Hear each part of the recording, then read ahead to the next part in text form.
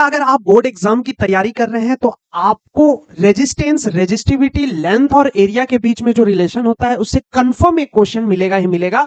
और ऐसा क्वेश्चन मैं लेकर आया हूं, अभी आपका कॉन्सेप्ट एकदम क्लियर होगा। अगर याद नहीं है तो याद भी कर लेना है और कुछ जवाब भी देना है। इस सवाल में आकर देखो, यहां पर क्वेश्चन में पूछा जा रहा है कि एक वायर है जिसका रेजिस्टेंस आर है, जिसको चला 3 इक्वल पार्ट में कट किया गया है। नाउ अब बोला जा रहा है कि अगर उसको 3 इक्वल पार्ट में कट करके पैरेलल कनेक्शन दे दिया जाए देन फाइनल रेजिस्टेंस क्या होगा चेला, फाइनल रेजिस्टेंस कॉम्बिनेशन क्या बनने वाला है। तो इसके लिए आपको फार्मूला याद रखना होगा। दैट मींस आपको याद रखना होगा कि R is equal to rho l upon a, जैसा कि आपको स्क्रीन पर दिख रहा है, जहां R चेला रेजिस्टेंस है, जबकि रो रेजिस्टिविटी है, लेंथ L है और A चेला क्रॉस सेक्शनल एरिया है।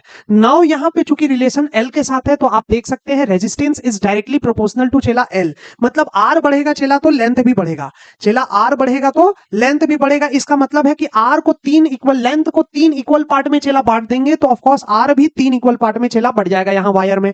तो यहां पर हमारे पास R1, R2, R3 जो कि पैरेलल कनेक्शन में जाने वाला था वो सब का सब R/3 हो जाएगा चेला।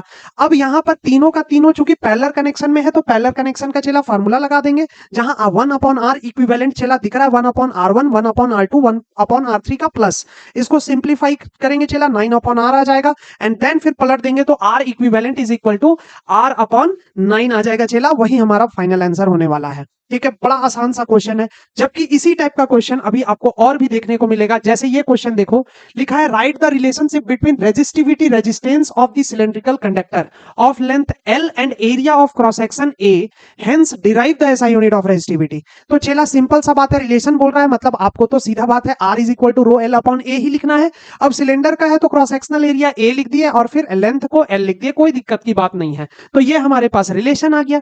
जबकि अगर यूनिट की बात की जाए रेजिस्टिविटी के लिए तो रेजिस्टिविटी पहले फाइंड आउट कर लेंगे। R है, A ऊपर चला जाएगा चेला और लेंथ चेला नीचे चला जाएगा। तो क्या होगा देखो, अगर हमको रो का यूनिट मतलब रेजिस्टिविटी का यूनिट चेला निकालना है तो सिंपल R का यूनिट, A का यूनिट और लेंथ का यूनिट हमको लिख देना है।